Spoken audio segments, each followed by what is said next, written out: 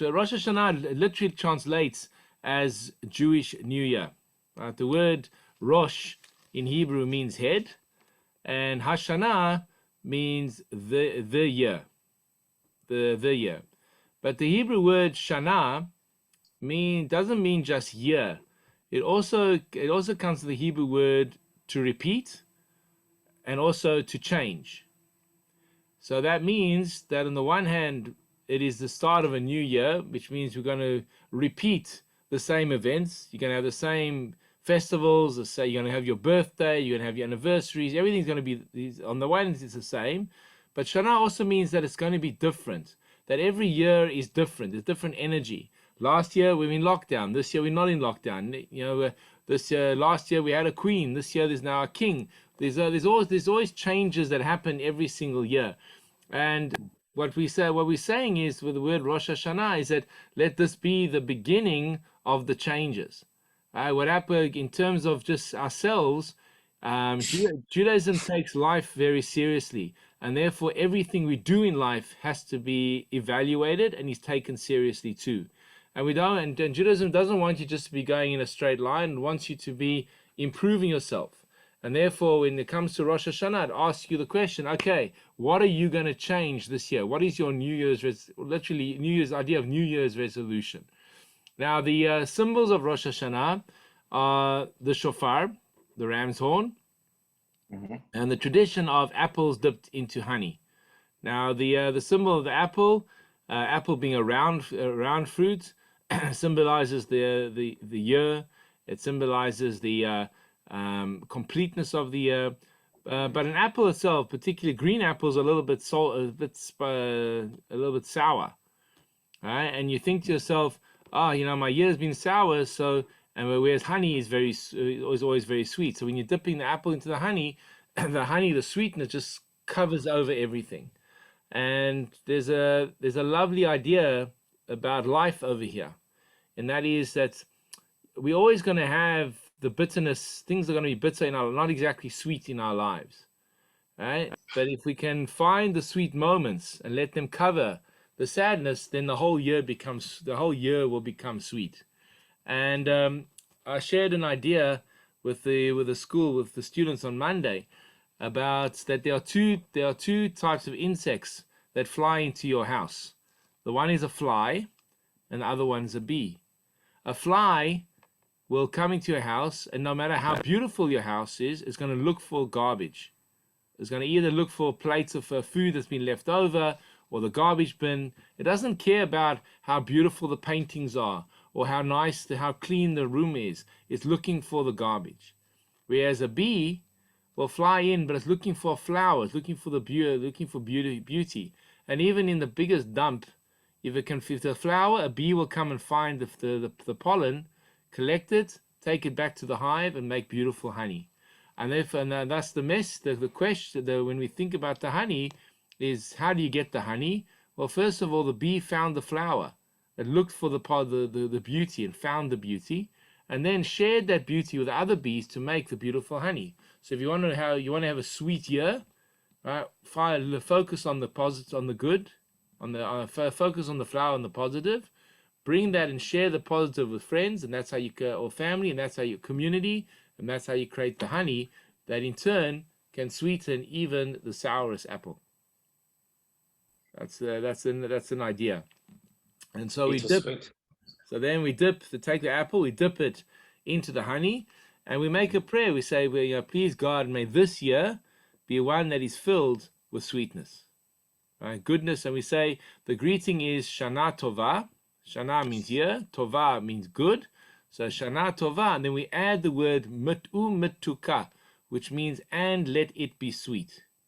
Because to have a good year, sometimes we don't see the goodness, right? You missed your bus, that's bad.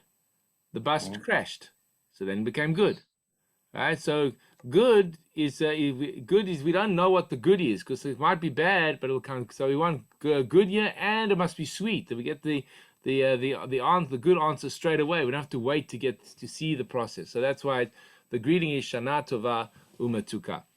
Alrighty. So when is Rosh Hashanah? So Rosh Hashanah is, if you look at the Jewish calendar months, is in the month of Tishrei, which is the 7th month of the Hebrew calendar. The Hebrew year starts in Nisan, which is the month of the Exodus from Egypt. That is the start of the Jewish people as a nation when coming out of Egypt. The 7th month is Tishrei, which is interesting. The number 7 is you have 6 days of the week, and then you have the 7th day is the Sabbath. So yeah, we're having 6 months, and then the 7th month is almost like the Sabbath of the months, because there's so many holidays during this month. So how many days of holiday are there? So if you look over here, you'll see in the 7th month Tishrei, the 1st and the 2nd of the month is Rosh Hashanah. The 3rd of the month is a fast day called Gedalia. 10th is the holy day of Yom Kippur. From the 15th to the 21st is the festival of Sukkot. 22nd Shmini Atzeret, 23rd Simchat Torah. So most of the month is taken up with holy days or meaningful days. All right, so it's a very busy time in the Jewish calendar. Rosh Hashanah, and all right. So let's get into the details now. In the Torah, which is the source of all our rules, it's in the book of Leviticus. It says God spoke to Moses, saying, "In the 7th month, on the 1st day of the month, you shall have a complete rest, i.e., it'll be like a Shabbat, a red day of rest, commemorated with loud blasts." So we have to make a sound, a truah sound. All right. Now, then that one, skip that one. All right. So that is the source of the Yom Truah, the day of blast. So that is actually one of 4 names that we have for Rosh Hashanah. So Rosh Hashanah, first name is Jewish New Year. Yom Truah means day of the blast, day of the shofar sounds. We can look at the shofar shortly. But it's called Yom Hadin, day of judgment, and Yom HaZikaron, the day of remembrance. Day of judgment means that we believe that on this day, God judges us. That we stand before God in judgment, and He decides what will happen to us this year. Right? Everything that will happen to us this year is decreed on Rosh Hashanah. How much money we'll make, whether we'll have a peaceful year, a busy year, a healthy year, God forbid, a sick year. All of that is determined on Rosh Hashanah. And so there's an element of Rosh Hashanah which is frightening and very scary. It is also a day we call a day of remembrance. So we're asking God to remember our good deeds. We're asking God to remember the members of the Jewish community, our patriarchs Abraham, Isaac, and Jacob, the first Jews, and remember how they served God, and that we too should be merit to be served as well. We should be able to, your love for them should come to us as well, and remember us for a good year. And then so it's not just Rosh Hashanah, Jewish New Year, but it's actually got the 4 names, and each of these names are used in different contexts. So Yom HaTruah is the name that is found in the Torah. The Yom HaDin is the one in the prayers. Yom HaZikaron, the focus on the remembrance, is also focus on the main prayers, and Rosh Hashanah is how we always call the day. Okay. Now, what do we? So the Torah says it shall be a day of blasts, and therefore we need to use something to make the blast. So what can we use? So we are told that it has to be a shofar. What is the thing called shofar? It is it's a horn, which is hollowed out. looks like this. They take out the stuff that's inside it, hollow it out. They cut off the top. They drill a hole into it, and then we blow through this mouthpiece, and the sound comes out on the other side. And we are told that you can use anything. Any horn is good for a shofar, but the tradition is to mainly use a ram's horn. That's this one. So although this one looks very impressive, the kudu one, and it's certainly fine to use for Rosh Hashanah, and certain Jewish communities only use the fancy ones. The tradition of the main majority of community uses the ram's horn, because it reminds us of the story of Isaac, the binding of Isaac, that God tells Abraham, take your son to the mountain. And when he gets there, God tells Abraham, don't worry, you're not going to kill your son. And and he looks up, he sees a ram, he prays, and he takes the ram. So in memory of that event, we sound the ram's horn. Now, if you look at the shape of the ram's horn, it's curved. And the Talmud asks, what's the best shape for a shofar? And they conclude that the best shape should be a bent shofar. Why? Because the more a person bends one's mind, right? So the idea of standing like this in prayer, you're bending your body. So symbolically, you bend your mind. That's a symbol of humility, humbling, and therefore you're going to allude bending our minds and our souls in the service of God. Now the shofar makes different sounds. There are three basic sounds. The first one is called tekiah, which is a long, straight sound, lasts for about 3 seconds. Then you have a truah sound, which is a broken sound, like someone is crying. But now the question is, how does a person cry? Do you cry boo hoo hoo, like a sob, or is it like like a wail, like a wailing sound? Or is it a combination of both? So because we aren't sure exactly what the sound is, we do 3 different combinations. So we start every sound of the shofar with a straight note called the tekiah. We have a broken 3 notes called shvarim. Then there's 9 short blasts called the truah, and then a tekiah. Then we have a long sound, or we blow. So the main sounds is the middle ones, but we always have before and after a straight sound. So let me just demonstrate. So tekiah has a straight sound. Shvarim is a broken sound. Then teruah is the 9 sounds. And then the tekiah at the end is the long sound again.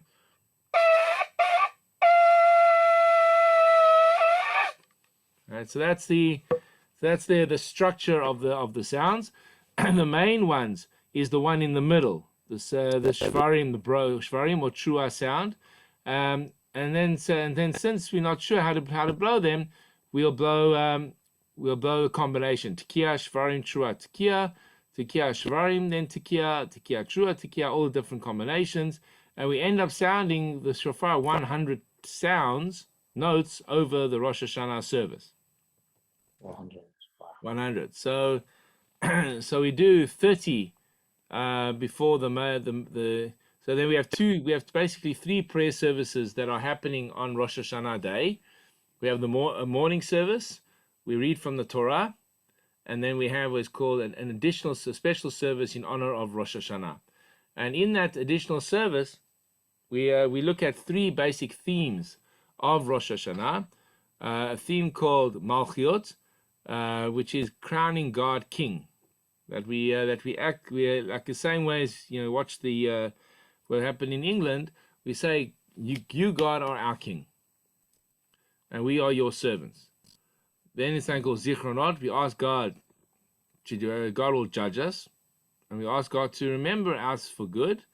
And then we have Shofar, and then the third section is got the Shofar. Is all themes about why we blow the Shofar, when the Shofar is sounded. So all up, we'll sound 100 sounds over the course of Rosh Hashanah. And since there are 2 days of Rosh Hashanah, we'll do this twice, so 200 sounds. So it really, and that also fulfills what the Torah says. Yom Teruah must be a day of shofar sound. So we're creating a lot of noise over the course of the day.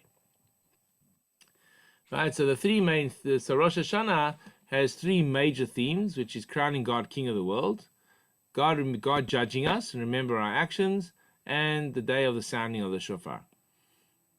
Right? And for each of these sections we sound the shofar. So for Malchiot, crowning God King, so the sounding of the shofar is almost symbolized like the coronation sound. That's just a chorus. Whereas the sound of God wanting us to remember something will be a different sound, because you want do it. Do you remember? Like whoop, do you remember? Hey, Gabriel, remember this? Do you remember that? Right? Try asking something. Yeah. So although we're sounding the same notes every time, when we're hearing them, after we read a passage about crowning God King, when I hear the shofar, I'm hearing the sounds of coronating of making God, crowning God King. When I read the verse about God remembering our action, judging us, so when I'm listening to the sounds of the shofar, I'm hearing a call, a remembrance call. Hey, don't forget. And when it's shofarot, when it talks about the sounding of the shofar, and it also mentions the sounds where when we hear the shofar in history, so then I'm hearing the call of history. So though it's the same notes every time, or same blast every time, emotionally I'm thinking of different ideas. Right? So there's lots of reasons for the shofar, and therefore after each section, we blow the shofar again. So 30 to start us off, 10 blasts for each of the main themes, and then at the end we blow again. Oopsie. Then, as mentioned before, we have special symbolic foods that we eat over Rosh Hashanah. Mainly, we try to get foods that are sweet. For example, honey, so we dip apples into honey.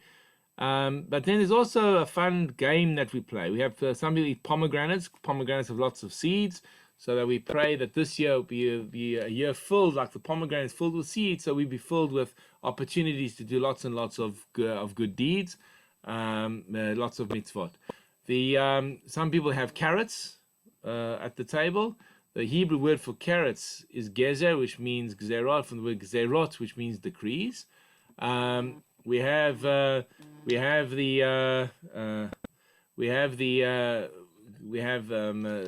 beetroots. Something beetroots. The Hebrew word for beetroot is selek. Hebrew word selek means to cast away or push away. So push away evil decrees, push away our enemies, don't let them come near to us.